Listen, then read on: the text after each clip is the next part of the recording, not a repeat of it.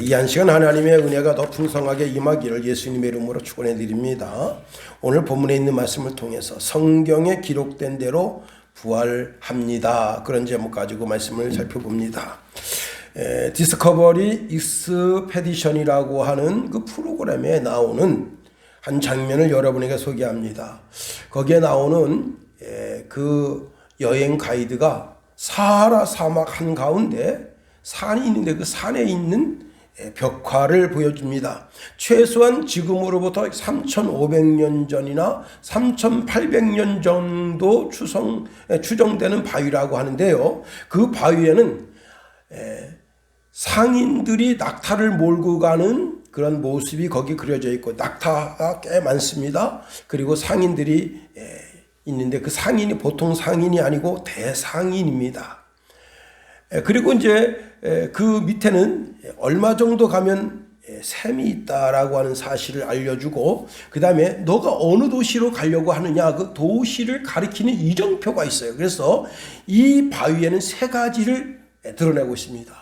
그 대상인의 숫자 그리고 샘이 어디 있다. 그 다음에 너가 어느 방향으로 가기를 원하느냐 내가 이쪽 방향으로 가면 네가 원하는 도시가 있다라는 이정표가 된다고 하는 겁니다. 지금으로부터 3,800년 전에 거기에 암각화를 그려놨는데 지금까지도 그 이정표는 많은 여행자에게 길을 안내하고 있다고 하는 겁니다. 여행자에게 있어서 아주 중요한 것이 뭐죠? 물이죠, 물. 사막 한가운데서 물을 얻는다고 하는 것은 생명을 얻는 것과 같은 것입니다. 그리고 내가 어디로 가야 할지 방향을 정확하게 알려준다고 하는 것이 얼마나 중요합니까? 그 이정표를 통해서 얼마나 많은 여행객들이 방향을 잡고 인생의 여정을 걸어가겠습니까? 우리는 모든 사람들이 시간의 흐름 속에서 여행하는 나그네라 할 수 있습니다. 그런 나그네가 평생 자기 지식, 자기 감정, 자기 의지를 따라 살다가 어느 날 자기 영혼 속에 들려오는 하나님의 음성이 있습니다. 그래서 그 말씀대로 살겠다고 인생의 여정표를 자기 자신의 감정과 자기 자신의 의지, 자기 자신의 어떤 경험에 기초하지 아니하고 이제는 하나님의 말씀대로만 살겠다고 하는 신앙의 결단을 하는 인생이 있었습니다. 그 인생이 바로 아브라함이라고 하는 사람입니다. 그는 나이 75세가 되어서 하나님의 음성을 듣습니다. 나는 이제부터 하나님 말씀대로만 살겠다. 그래서 그때 당시 최고 발달되어져 있었던 갈대아 우르라고 하는 도시를 떠나서 하나님 말씀대로 그 인생의 여정을 살아가다가 마침내 가나안 땅에 왔습니다. 창세기 12장 4절에 보니까 이에 아브라함이 여호와의 말씀을 따라갔고 롯도 그와 함께 갔으며 아브라함이 하란을 떠날 때에 75세였더라 말씀합니다. 아브라함은 여호와의 말씀이 자신의 삶의 이정표가 되어져서 그 이정표대로 살아가는 거예요. 그럼에도 불구하고 때로는 자기 감정을 의지하고 자기 지식, 지혜를 의지하고 자기 의지를 의지하는 그런 삶을 살다가 넘어지기도 하고 자빠지기도 한 겁니다. 그렇게 아브라함의 인생의 삶을 살아갔는데 히브리서 기자는 그러한 신앙의 삶을 살았던 아브라함에 대해서 히브리서 11장 8절에 보니까 믿음으로 아브라함은 부르심을 받았을 때에 순종하여 장래의 유업으로 받을 땅에 나아갈새 갈 바를 알지 못하고 나아갔다 했습니다. 갈 바를 알지 못했대요.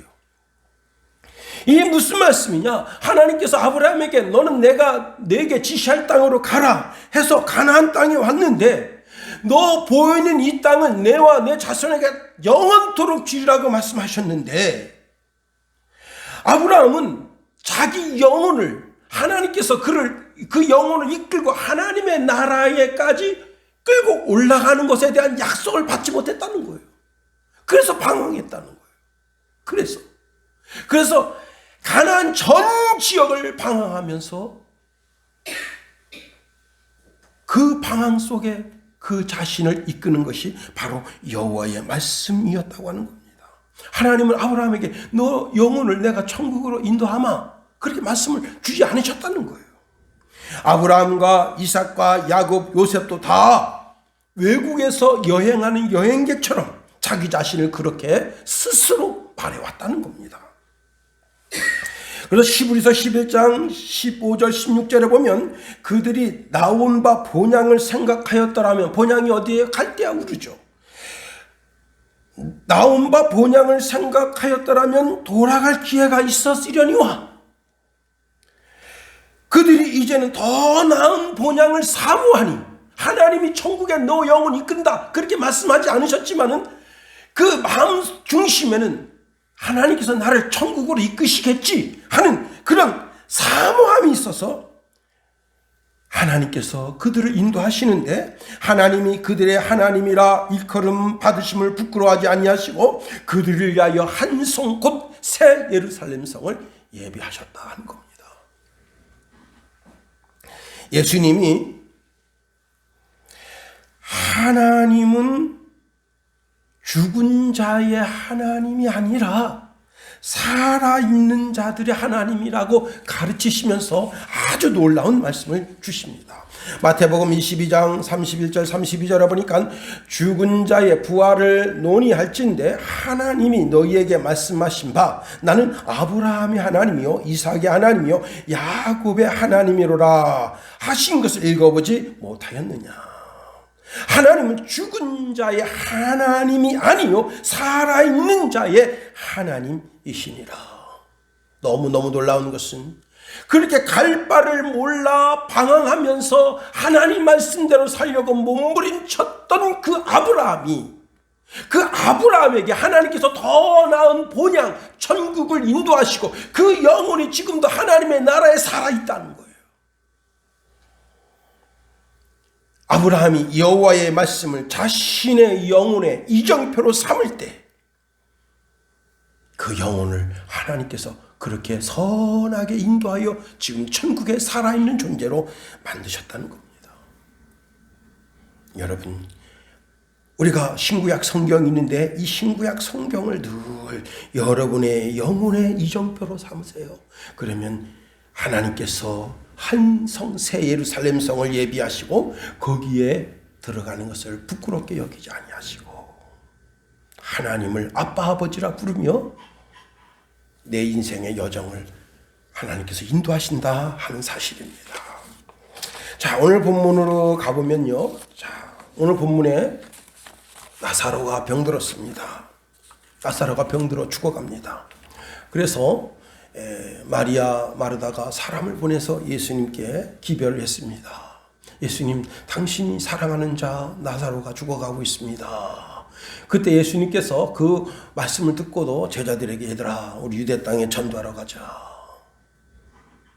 제자들이 그냥 기겁을 하는 거예요. 왜냐하면 어제도 유대 땅에 가서 전도하다가 거기서 봉변을 당했는데 오늘 또 글로 가자 하시니까, 아니 지금 나사로가 병들어 죽어가는데 그 나사로를 깨우러 가셔야지, 살리러 가셔야지, 왜 이렇게 하시는가 볼멘 소리를 하는데, 이제 유대 땅에 가서 전도하시다가 예수님 말씀하십니다. 나사로 잠들었다, 죽었다는 거예요. 철 모르는 제자 중에 어떤 제자는 예수님 우리도 피곤한데 좀 낮잠 좀 자면 안 될까요?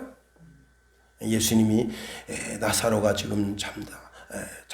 그러나 내가 깨우러 가노라 하면서 나사로의 마을 베다니로 오시게 됐습니다. 자, 예수님이 저기서 터벅터벅 오시는데 마리아는 삐져가지고 예수님 쳐다보려고 하지도 않아요. 그리고 마르다가 쫓아나가서 예수님을 맞이합니다. 그러면서 볼멘 소리로 하는 소리가 오늘 21절에 보니까 마르다가 예수께 여짜오되 주께서 여기 계셨더라면 내 오라비가 죽지 아니하였겠나이다. 그러나 나는 이제라도 주께서 무엇이든지 하나님께 구하는 것을 하나님이 들어주실 줄 아나이다. 이 참 마르다가요 보통 신앙이 아닙니다. 여러분, 삐졌다고 집에 처박혀 있으면요 아무런 기적과 이적을 경험하지 못합니다. 내가 신앙생활 하다가 실망했어요. 예수님 때문에 실망하고, 목사님 때문에 실망하고, 장로님 때문에, 권사님 때문에, 집사님 때문에, 돈 꺼준 것 때문에 실망하고. 그거 참 이상하게요. 그 사람하고 나하고 조금 대화만, 주제가 조금 틀려도요, 그 사람이 가는 뒤통수만 봐도 그 꼴 보기가 싫어요. 참 희한한 겁니다. 이 영적인 세계는 참 힘이 놀라운 거예요. 왜? 마귀가 그 마음의 감정을 타고 놀거든요. 응? 나는 그러고 싶지 않은데 그 사람 모습만 봐도 그냥 심령이 뒤틀린 거예요. 응? 참 마리아처럼 집 앞에 처박혀 있으면 안 되는 거예요. 그래도 주님께로 바짝 붙여서 붙잡고 예수님께 나와야 되는 겁니다. 예수님의 옷자락을 붙잡아야 되는 거예요. 예수님의 손을 붙잡아야 되는 거예요. 예수님을 꽉 껴안아야 되는 거예요. 그게 우리의 신앙이 되어야 하는 겁니다. 오늘 마르다가 예수님께 가까이 나오지 않았더라면 우리는 요한복음 11장을 경험하지 못하게 되는 거예요. 자, 그런데 마르다가 예수님이 여기 계셨더라면 얼마나 좋았겠어요. 그러나 지금이라도 하나님께 구하면 하나님 반드시 예수님 기도를 들어주실 줄 믿습니다. 그때 예수님이 뜻밖의 말씀을 하십니다.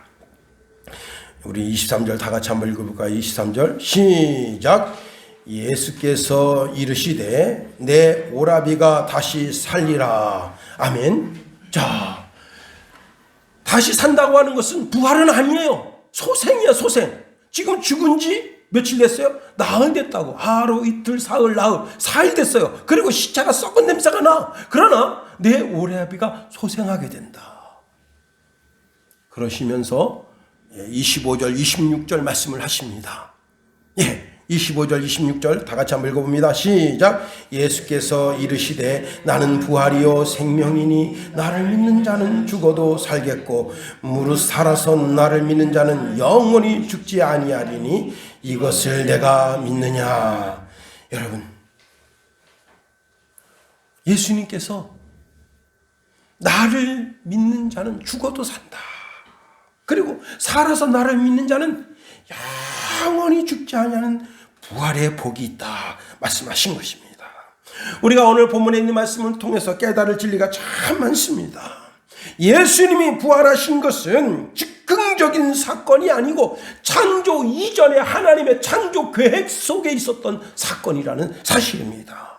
예수님께서 이 땅에 오셔서 내가 한번 십자가 한번 져볼까? 내가 3일 만에 한번 살아볼까? 내가 부활한 몸을 제자들에게 보여주셔서 야, 내가 이렇게 부활했다. 그렇게 몸을 보여줘 볼까? 그리고 내가 40일 있다 승천해 볼까? 그게 아닙니다. 예수님이 이 땅에 오신 모든 사건에 대해서 구약 성경에 500회 이상 예수님에 대하여 아주 자세하게 조명하고 있습니다. 그리고 예수님이 돌아가시면 부자의 묘실에 안치될 것도 다 예언되어져 있는 거예요. 3일 만에 부활할 것도 다 예언되어져 있는 거예요.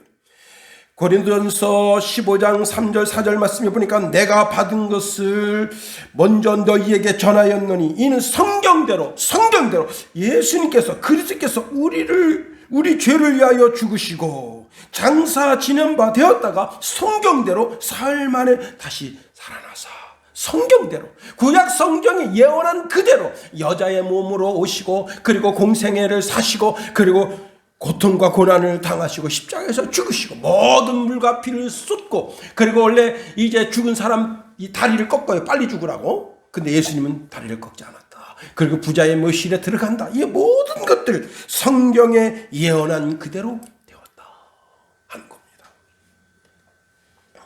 세상의 모든 종교 지도자는 다 무덤이 있어요. 그러나 예수님의 무덤은 비어있는 겁니다. 빈 무덤이에요. 마태복음 16장 1절과 4절에 보면 당시 바리새인 사두개인들이 와서 하늘로부터 오는 표적 보이기를 원합니다 하니까 예수님께서 이렇게 말씀하십니다. 악하고 음란한 세대가 표적을 구하나 요나의 표적밖에 보여줄 것이 없느니라 하시고 그들을 떠나가시니라. 요한복음 마태복음 16장 21절에 보니까 그때로부터 예수 그리스도께서 자기가 예루살렘에 올라가 장로들과 대제사장들과 서기관들에게 많은 고난을 받고 죽임을 당하고 제3일에 살아나야 할 것을 제자들에게 비로소 나타내시니라. 마태복음 17장 22절 23절에 보니까 갈릴리에 모일 때에 예수께서 제자들에게 이르시되 인자가 장차 사람들의 손에 넘겨져 죽임을 당하고 제3일에 살아나리라. 예수님은 성경에 예언된 그대로 3일 만에 부활하셔서 부활의 주가 되신 겁니다. 모든 종교는 땅에서 시작해서 땅으로 끝나요. 그러나 우리 구주 예수 그리스도는 하늘로부터 이 땅에 오셔서 육신으로 태어남을 입고 우리를 위하여 공생애를 사시고 그리고 죽으셨다가 부활하시고 부활의 구주가 되신 겁니다. 그리고 우리 모든 영혼을 다 하나님의 나라로 이끄는 구원의 통로가 되어주신 거예요. 예수님께서 요한복음 14장 6절에 내가 곧 길이고 진리고 생명이다. 나로 말미암지 않고는 아버지께로 올 자가 없다 말씀하셨습니다. 예수님은 하나님의 나라에 올라가는 영혼의 길이 되어주셨다. 야곱이 삼촌 라반의 집을 향하여 가는데 베델에 거기서 돌 하나 베개 삼고 자고 있다가 환상을 보는데 끝없는 사닥다리가 하늘나라에부터 자기가 쫙 있는데 딱 다다른 거예요. 주의 전사가 오르락 내리라 가는 것을 보는 거예요. 하나님의 나라로 가는 사닥다리, 그 사닥다리가 바로 예수님이 되어주시는 겁니다. 오직 한 길, 오직 예수님만이 우리의 구주가 되어주시는 겁니다. 그런데 여기서 아주 중요한 것이 있어요. 너무너무 중요한 것이 있어요. 예수님의 부활보다 더 중요한 것이 있어요. 곧 내가 부활한다는 사실입니다. 여러분, 예수님은 하나님 자신이시고 하나님 아들이시고 그리스도이시단 말이에요. 그러니 예수님이 하나님 자신이시니까 죽었다가 3일에 부활하는 것은 너무나 당연한 거예요. 그런데 예수님이 그렇게 죽었다 부활했다, 그게 나하고 무슨 상관이냐고. 내가 부활해야 그게 복음이지. 내가 부활해서 천국에 가야 그게 복음이지. 예수님이 이 땅에 오셔서 하나님 자신이 이 땅에 여자의 몸으로 그렇게 성령으로 잉태돼서 오셨어. 그리고 공생애를 사셨어. 십자가를 지셨어. 무덤에 들어갔어. 그리고 3일 만에 부활했어. 그게 나하고 무슨 상관이냐고요. 예수님 부활이 내 부활이 돼야지. 그 약속의 말씀을 오늘 본문 25절 26절에 말씀하고 있는 겁니다. 그렇습니다. 예수님의 부활이 나의 부활이 될 때 그게 진짜 부활이고 그게 진짜 신령한 복이 되는 겁니다. 성경에 죽지 않고 들림받은 몇몇 사람이 있습니다. 그 주인공이 에녹이고 엘리야입니다. 그리고 모세. 여러분, 그건 성경의 주인공이지. 성경의 주인공 백날 첫날 만날 수만 명이 있든 무슨 소용이 있습니까? 그 주인공이 내가 될 때 그게 복음이지. 내가 천국 못 가는데 그게 무슨 소용이 있겠어요? 그런데 예수님이 그 부활의 소망을 우리에게 주시고 내가 이렇게 부활하는데 나는 부활의 첫 열매야. 근데 너는 말이지 부활의 두 번째 열매가 되는 거야. 그 약속을 오늘 본문의 말씀을 통해서 주시는 겁니다. 이 말씀이 얼마나 중요해요. 다시 한번 읽어볼까요? 25절 26절 시작. 예수께서 이르시되 나는 부활이요 생명이니 나를 믿는 자는 죽어도 살겠고 무릇 살아서 나를 믿는 자는 영원히 죽지 아니하리니 이것을 내가 믿느냐. 그렇습니다. 시편 이사야서 26장 19절에 보니까 주의 죽은 자들이 살아나고 그들의 시체들은 일어나리이다. 티끌에 누운 자들아 너희는 깨어 노래하라. 주의 이슬은 빛날 이슬이니 땅이 죽은 자들을 내어 놓으리라. 하나님을 섬기는 모든 사람들은 다 부활에 참여하는 영광이 있다고 하는 거예요. 요한계시록 14장 13절 말씀해 보니까 또 내가 들으니 하늘에서 음성이 나서 이르되 기록하라. 지금 이후로는 주 안에서 죽는 자에게 복이 있도다 하시며 성령이 이르시되 그러하다. 그들이 수고를 그치고 쉬리니 이는 그들의 행한 일이 따름이라 하시더라. 주 안에서 죽는 자는 다 복되다. 예수 안에서 죽는 자는 다 복되다. 왜? 신령한 복을 받아 누리는데 그 신령한 복 중에 하나가 하나님이 나의 아빠가 되시고 예수님이 내 형제가 되시고 성령님이 내 삶 속에서 역사하시는데 그 역사를 통해서 내 영혼을 하나님의 나라로 끌고 올라가신다. 그것을 부활의 복을 이야기하고 있다는 거예요. 계시록 20장 13절 말씀해 보니까 바다가 그 죽은 자, 그 가운데서 죽은 자들을 내주고 또 사망과 음부도 그 가운데서 죽은 자들을 내주매 각 사람이 자기 행위대로 심판을 받고. 얼마 전에 중국 민항기가 800m 높이에서 그냥 수직으로 떨어져 다 죽었어요. 어떤 사람은 시체도 못 찾았어요. 어떤 일인지 지금 조사 중에 있습니다. 그런데 그 부활의 날에 다 살아나는 거예요. 예수 믿는 사람, 예수 안 믿는 사람 다 살아나요. 예수 믿는 사람은 영광의 부활로, 예수 안 믿는 사람은 사망의 부활로. 여러분 천안함 참 가슴 찢어지죠. 내 아들 군대 보내는데 거기서 그렇게 됐다. 가슴 찢어지죠. 그 아들도 다 부활합니다. 세월호, 어제가 세월호 기념일이었던 것 같아요. 그래서 문재인 대통령이 더 철저하게 조사해야 된다. 아니 그동안 5년 동안 뭐 해놓고 뭘 또 조사를 한다고. 참 웃긴 사람이에요. 자기가 실권 잡았을 때 이 잡듯이 잡아야 조사해야지. 이제 끝난 다음에 뭘 또 그냥 조사하겠다고. 여러분 그 세월호 사건을 통해서 몇 시체를 못 찾았잖아요. 다 바다가 그 시체를 내어주게 되고 다 부활하게 되는 거예요. 그렇습니다. 여러분 우리가 다 부활의 영광에 참여하게 되는 거예요. 예수 부활이 곧 나의 부활이다. 예수님 부활 사건이 내 부활 사건이 되는 것이 주님이 이 땅에 재림하시는 그날에 있어질 사건입니다. 요한복음 5장 24절에 보니까 내가 진실을 너희에게 말한다. 내 말을 듣고 또 나 보내신 이를 믿는 자는 영생을 얻었고 심판에 이르지 아니하나니 사망에서 생명으로 옮겼느니라. 고린도전서 15장 20절 22절에 보니까 그러나 이제 그리스도께서 죽은 자 가운데서 다시 살아나사 잠자는 자들의 첫 열매가 되셨도다.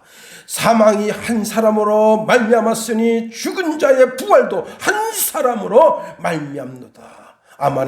아담 안에서 모든 사람이 죽은 것 같이 그리스도 안에서 모든 사람이 삶을 얻으리라. 이것이 앞으로 내 삶에 다가올 부활 사건입니다. 지금 코로나 때문에 얼마나 많은 분들이 돌아가셔요. 얼마 전에 노예 한 어르신 돌아가셨는데 장례 치르려고 그러니까요 화장을 못하는 거예요. 5일이 지나야 돼요. 5일. 지금은 7일 지나야 됩니다. 화장을 못하는 거예요. 참 가슴 아프죠. 화장에서 다 없어져 뼈도 다 부스러지고 살도 다 타서 없어졌지만 부활의 씨가 있는 모든 권속들 그날에 다 부활하게 하는 거예요. 여러분 우리가 부활절 그러면 달걀 그 안에 노란 자 안에 부활의 생명의 씨가 있잖아요. 그래서 20일을 지나면 달걀이 되잖아요. 그런 것처럼 모든 사람의 영혼 속에는 부활의 씨가 들어있는 거예요. 그래서 반드시 부활하게 되는 거예요. 여러분, 우리가 예수 믿고 부자 되고 잘 되고 크게 되는 것, 그런 것은 아주 부스러기 같은 거예요. 예수님께서 세상 사람들을 봐라, 먹고 마시고 입고 뭐 자는 것, 이런 것들 구하지 않느냐? 이건 다 이방인들이 구하는 것 아니냐? 너희는 먼저 그의 나라와 그의 의를 구하라. 그러면 이런 건 다 그냥 하나님이 다 덤으로 주신다. 캘리포니아에 있는 한 방송국에서 능력의 시간이라는 제목 하에 기독교적 관련 이야기를 쭉 하면서 이 이야기를 듣고 감동받은 사람들은 편지를 주십시오. 그럼 저희가 예루살렘에서 가져온 올리브 나무 하나씩 다 선물해 드리겠습니다 해가지고 수천 그루를 갖다 놓고 이제 하니까 많은 사람들이 뭐 여러분 우리나라 사람들도 이제 공짜는 양재물도 먹는다잖아요. 막 올리브 나무 준다고 그러니까 한 서로 너도 막 신청을 했습니다. 그런데 이 나무가 집에 와서 도착해서 보니까 뺏싹 말랐어요. 그래가지고 수많은 사람들이 항의의 글로, 그때는 이제 무슨 이렇게 SNS가 발달되었던 시대가 아니니까 막 항의를 했습니다. 일단 말라 비틀어진 나무를 보냈느냐, 정성도 없다, 예의도 없다, 이건 대국민 사기극이다. 그런데 한 사람이 그 나무를 보고, 야, 어떻게 이렇게 바싹 마른 나무를 보냈지? 그래도 한번 심어볼까? 그리고는 이제 화분에다 그 나무를 심고 물을 정성스럽게 줬습니다. 놀라운 일이 생겼습니다. 그 나무에서 싹이 나고 잎이 나고 무화과가 열린 거예요. 그래서 이분이 편지를 썼습니다. 감사합니다. 처음에는 올리브 나무를 받았을 때에 낙심했습니다. 나무가 다 말라서 죽었기 때문에 버릴 수밖에 없었습니다. 그러나 혹시나 해서 화분에 심고 물을 주고 햇빛이 잘 비치는 곳에 두었더니 싹이 나기 시작했습니다. 지금은 잘 자라서 무화과가 열렸습니다. 귀한 예루살렘 올리브 나무를 보내주셔서 감사합니다. 여러분, 다 말라 비틀어 죽은 것 같은 나무, 모세가 들고 다니던 그 지팡이가 올리브 나무였대요. 그냥 아무 데 갖다 꽂으면 거기서 싹이 나고 자라나게 되는 거예요. 그렇습니다. 여러분, 하나님의 말씀은 능치 못하심이 없다는 사실을 알아야 됩니다. 대저 여호와의 모든 말씀은 능치 못함이 없느니라. 비록 여러분 생기가 없고 마른 뼈와 같은 에스겔 골짜기에 마른 뼈와 같은 것들이 다 말라 비틀어졌을지라도 하나님의 말씀이 임하니까 그 뼈와 뼈들이 맞춰지고 심줄이 붙고 혈관이 붙고 살이 붙고 근육이 붙어서 거대한 군대처럼 되는 역사가 마지막 날 우리가 영적으로 보게 될 현상인 겁니다. 여기서 아주 더 중요한 것이 있어요. 이 부활의 소식을 다른 사람에게 전하지 않으면 그들은 영영 지옥불에 떨어지는 겁니다. 그 사우디아라비아의 한 가장에 어린 아기가 아주 희귀병에 걸렸어요. 처음엔 잘 몰랐는데 그 애가 커가면서 그 희귀병 때문에 고통당하고 괴로워하니까 그 아빠가 그 아이 병을 고치려고 유럽 쪽에 있는 모든 병원, 프랑스, 독일, 또 뭐 네덜란드 모든 병원에다가 그 의사들한테 이제 타진을 했습니다. 우리 아이가 희귀병에 걸렸는데 이걸 고칠 수 있습니까? 다 안 된다는 거예요. 다 못 고친다는 거예요. 영국에도 타진했습니다. 뭐 안 된다는 거예요. 그런데 미국에다가 혹시나 하고 존스 홉킨스 대학 거기에 있는 의사에게 아동 전담 의사에게 편지를 썼습니다. 이메일로 써서 우리 아이가 이런 희귀병에 걸렸는데 당신은 고칠 수 있습니까? 그러니까 한번 와보라는 거예요. 그 똑같은 질병은 아니지만 그 비슷한 질병을 고친 적이 있는데 한번 와보라는 거예요. 그래서 이분이 그렇게 잘 사는 분이 아닙니다. 그래서 이제 이 선교단체 도움을 받아가지고 미국에 갔습니다. 근데 그 의사가 그거를 3개월 만에 고쳐내냈어요. 와, 이분이 자기가 이렇게 해서 내 아이를 고쳤다고 하는 사실을 그 미국 신문과 그 다음에 자기의 나라 가서 우리 아이가 이렇게 고침받았다. 그 신문의 대문짝같이 됐습니다. 놀라운 일은요. 와, 그 동일한 질병으로 고통당하는 애들이 한둘이 아니었던 거예요. 그 애만 그런 것이 아니고 사실은 많은 사람들이 그 애가 동일한 질병으로 고통당하고 있었는데 그걸 이건 뭐 할 수 없이 뭐 이렇게 살다가 죽어야지 뭐 다 그렇게 체념하고, 그런데 그분이 미국 신문에다가 그걸 기고하고 CNN에서 막 떠들어대니까 전 세계에 퍼지게 되고 또 자기네 나라에 와서 자기가 그 자기네 국영방송에다 대고 우리가 이런 질병이 있었는데 그 질병을 자세하게 소개하고 그리고 떠드니까 알게 모르게 전 세계 수많은 아이들이 그렇게 그 질병으로 고통당하다 그렇게 죽어버린 거예요. 사는 길이 열린 거예요. 사는 길이. 떠들어대니까 죽을 수밖에 없었던 사람들이 살 길을 찾은 거예요. 부활도 마찬가지입니다. 이걸 전해야 되는 거예요. 우리가 예수님께로부터 영생의 선물을 받았습니다. 우리가 더 큰 감사로 감사를 올려드리고 목소리를 높여서 찬양을 하고 예수 그리스도께서 나의 왕 되심과 나의 주 되심을 높여드립니다. 그러나 그것보다 더 중요한 것이 이 천국 복음을 전해야 되는 거예요. 고린도후서 5장 15절에 보니까 그가 모든 사람을 대신하여 죽으심은 살아있는 자들로 하여금 다시는 그들 자신을 위하여 살지 않고 오직 그들을 대신하여 죽었다가 다시 살아나신 이를 위하여 살게 하려 하심이라. 여러분, 그 아이가 그렇게 존스 홉킨스 병원에서 고침받았지만 나이 70, 80 되면 죽어요.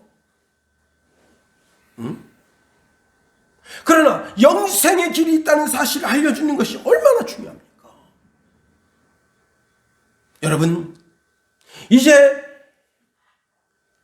사하라 사막 한가운데 우뚝 서 있었던 그 여행객의 이정표. 우리 무리가 이렇게 많다. 어디 가면 샘이 있다. 어디 가면 너가 목적지로 삼는 방향을 향해 갈 수 있다. 그것을 보여줬다면 이 시대에 여러분이 영혼의 이정표가 되어야 한다는 사실입니다.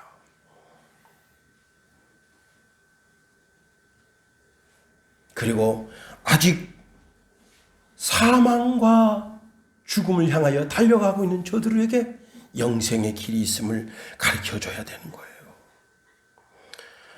우리가 밥을 먹든 뭐라든지 다 주를 위해서 합니다. 주 위해서 살아가요.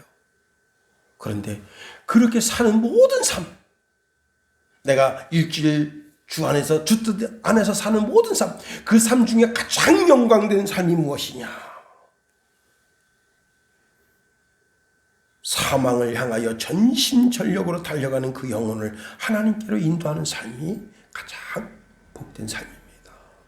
이 부활의 소식을 만방에 다 전해서 모든 영혼들이 다 하나님의 집에 천국에 들어가는 역사가 여러분들을 통하여 있어지게 되기를 예수님의 이름으로 축원해드립니다.